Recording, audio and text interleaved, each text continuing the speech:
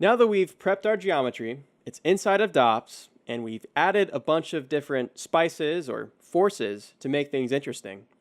The last step in this whole process is to collect the results.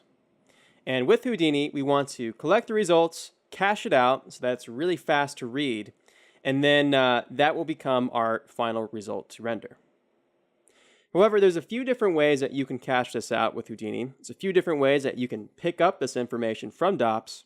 So let's go ahead and start off by taking a look at these different methods. Here I have my particle network. And in this DOP node, the reason why we have this particles is because under this object merge, we have this object with a star, meaning that for every single object that we've specified in our DOP simulation, go grab that. Now, a lot of times in simulation, let's say I had a ground plane. So let's say this was happening. I had a ground plane and I merged this in, and a ground plane, by the way, is an object. So that is that. And let's say this was the situation. Well, it's actually going to grab that object as well. And a lot of times you don't want it to actually grab objects that you are using to simulate with. So it's actually a better practice, instead of saying the star right here, to be very specific about the object that you're trying to grab. And one way you can do that is you can simply go in here and just Control-C the name, say grid plane, and you could say under the object, you can paste that, and that will give you the grid plane. That's a good way of doing it.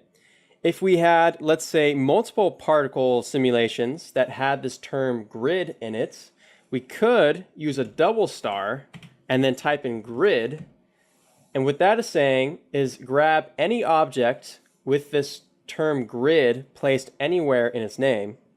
So that's another way a lot of folks will oftentimes grab objects from the DOPs. But in our case, it's actually a very simple situation. We don't need a ground plane. We don't need any of that. So let's just have our grid plane, and then we'll just say, star, grid, star, just like that. And there we go. So that is one way we can fetch things from the DOP network. There's also another way that you'll oftentimes see with these simulations. It's oftentimes a common convention to actually make a separate SOP container for the collected DOP results. So we could say rune simmed, like that, for example, and we can delete this file node, and oftentimes you're going to see this DOP import node. And this DOP import exists to, well, fetch data from our DOP networks. So if we say DOP network and we browse for our particle sim, we can hit accept. And just like before, we have this object mask. So let's just type in grid like that. And then more importantly here, we have this import style. And what this is saying is that what would you like to, or how would you like to grab this information? In this case, we want to fetch the geometry from the DOP network. So in doing that, we now have our points, and we can adjust things from here if we'd like. A lot of times you're going to see this. So in simulations that you do, or perhaps in other scene files, don't get too confused when you see it happening like that. This DOP import is simply just there to do exactly what we did right here, actually on the DOP node while we're in SOPs. So for right now, I'm going to go with this whole rune simmed analogy with this DOP import node. And since we're here, let's type in file, and we'll do a file cache node. And in part one, I talked about caching, so I'm not going to talk about that again here in too much detail. But basically, let's go to our HIP, let's go to cache, let's make a new folder, and we will call this base particles, like that. Base particles, you can call it whatever you want. It's not a big deal. I'm going to say $f4.bgo.sc. And let's now turn our maximum timeline here to 240. And let's say that we want to render this out now. Let's go to our DOP network again and turn up our particle count by quite a bit.